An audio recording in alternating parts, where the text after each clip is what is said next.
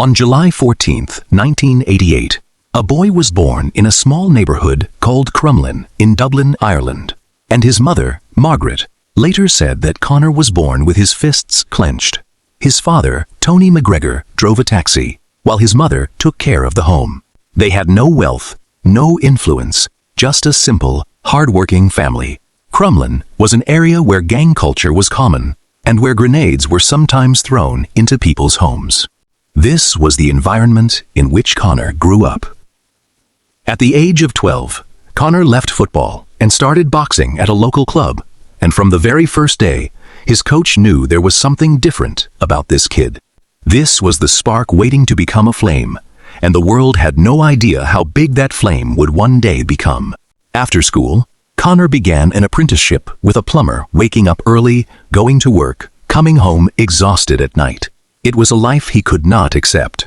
He quit plumbing and decided to pursue MMA, but the decision was not easy because he had almost no money. He lived with his girlfriend, Dee Devlin, in a rented apartment about 30 kilometers from Dublin, and their entire income was just €188 in government assistance. Bills were piling up. Food was scarce, but Conor went to the gym every day, trained for hours, and came home telling himself, "One day, I will become a champion." Dee Devlin never abandoned him. She worked herself so Conor could continue fighting, and that love became his greatest source of strength. In 2010, a moment came that would change Conor's life forever. UFC President Dana White and UFC star Chuck Liddell came to an event in Dublin, and Conor saw them. He told his coach, "That's where I'm going, the UFC." Conor began winning fight after fight in Cage Warriors, becoming champion in both the featherweight and lightweight divisions. And slowly, the door to the UFC began to open for him. In Artingisen, Conor made his UFC debut, winning his first fight by knockout, and Dana White immediately realized, this is not an ordinary fighter. The man who, only a few years earlier, was surviving on government assistance, was now being watched by the entire world. Then came the moment in 2015 that would be written into history forever. Conor McGregor versus Jose Aldo for the UFC Featherweight Championship. Aldo had been undefeated for 10 years. Nobody had been able to beat him, and hardly anyone had even come close. The fight began, and just 13 seconds later, one left hand from Conor sent Aldo crashing to the ground. It became the fastest knockout in UFC title fight history.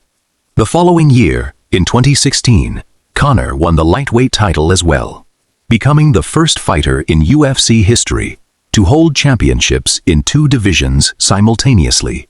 The boy who had once been surrounded by poverty now had the world at his feet. In 2017 came one of the biggest sporting spectacles in history. Conor McGregor versus Floyd Mayweather, the undefeated king of boxing against the king of MMA. The world said Conor would not make it through 10 rounds, but Conor fought for 10 rounds, shocked the world, and proved that he was more than just a fighter. He had the spirit of a warrior. That one night earned him more than $35 million, the same man who had once lived on a tiny government allowance. But fate still had one final test waiting for him. In 2021, during his fight against Dustin Poirier, Conor suffered a devastating leg fracture and was left in agony inside the octagon. After breaking his leg, Conor did not return to the UFC for 5 years, but he never gave up. He launched his whiskey brand, Proper No 12, which became one of the best-selling whiskey brands in the world. He proved himself in the business world as well, a fighter who knew how to win, not only inside the octagon, but in every arena of life. In July 2026, Conor McGregor returned to the UFC octagon against Max Holloway, ending his 5-year absence. It was the comeback the entire world had been waiting for, because the story of Conor McGregor was not over yet. Conor McGregor's story is not just the story of a fighter. It is the story of every person who dreams while living in poverty, who works through hunger, and who turns the world's rejection into strength. The boy who grew up in the streets of Crumlin, who once lived on government assistance, whose leg was broken, but whose spirit never broke, became one of the highest-earning fighters in UFC history. He stayed with his girlfriend, Dee Devlin, who stood beside him through his darkest days, and today, Dee is his wife. Conor once said, "I was poor, but I never thought I would die poor." And within that one sentence lies the secret of his entire life.